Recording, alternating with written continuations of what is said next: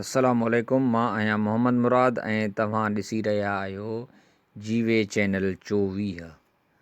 दोस्तो, अॼु असीं तव्हांखे डेस्कटॉप जे टास्क बार जे मुतालिक़ सेखारींदासीं त उनखे असीं मूव कीअं करायूं, उन जे लोकेशन खे तब्दील कयूं। दोस्तो, असीं डेस्कटॉप जे मथां बीठा आहियूं।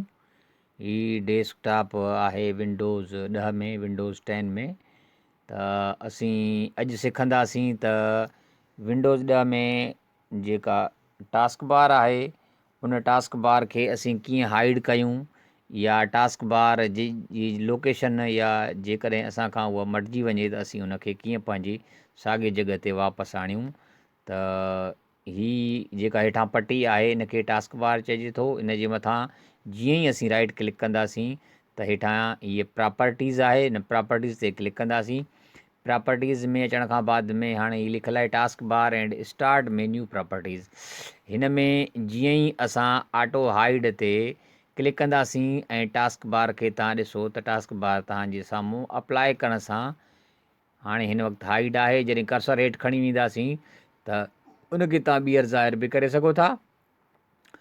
उन सां गॾोगॾु हाणे असीं चाहींदासीं त उनखे असीं लॉक करे छॾियूं ताकी असां खां कंहिं बि तरीक़े सां डेस्कटॉप जी ते जेकॾहिं असां पंहिंजे माउस खे फेरायूं था त ही याने टास्क बार असां खां कंहिं बि तरीक़े सां हिन जी लोकेशन न बदिलिजी वञे। हाणे ॾिसो, मां हिन जे मथां ज़ोर ॾेई करे हिनखे कंहिं ॿिए पासे फेराइण जी कोशिशि थो कयां त नथो थिए।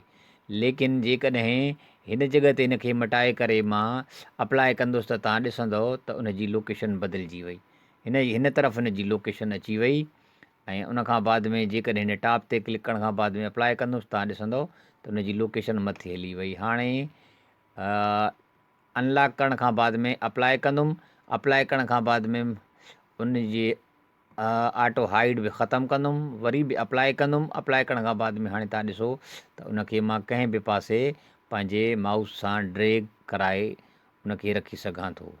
त हाणे तव्हां ॾिसो त उनखे असीं हिन पासे खणी अची सघूं था ऐं इहो कमु साॻे तरीक़े सां असीं माउस सां बि करे सघूं था ऐं उन सां गॾोगॾु असीं उनखे हिन ऑप्शन्स ते क्लिक करे टास्क बार लोकेशन स्क्रीन जे मथां बि करे असीं हितां बि उनखे करे सघूं था। बॉटम ते क्लिक करण खां बाद में हाणे अप्लाई कंदासीं। त दोस्तो, अॼु असां तव्हांखे इहा ॼाण ॾिनीसीं त जेकॾहिं टास्क बार असां खां कंहिं बि तरीक़े सां उन जी लोकेशन स्क्रीन में बदिलिजी वञे त उनखे असां कहिड़े तरीक़े सां पंहिंजे साॻे जॻह ते आणियूं, या उनखे कहिड़े तरीक़े सां लॉक ऐं अनलॉक कयूं, हाइड ऐं अनहाइड कयूं। त दोस्तो, हीअ वीडियो कीअं तव्हांखे लॻी? जेकॾहिं हीअ वीडियो तव्हांजे लाइ मुफ़ीद आहे त महिरबानी करे सब्सक्राइब कयो ऐं बेल बटण ते क्लिक ज़रूरु कजो।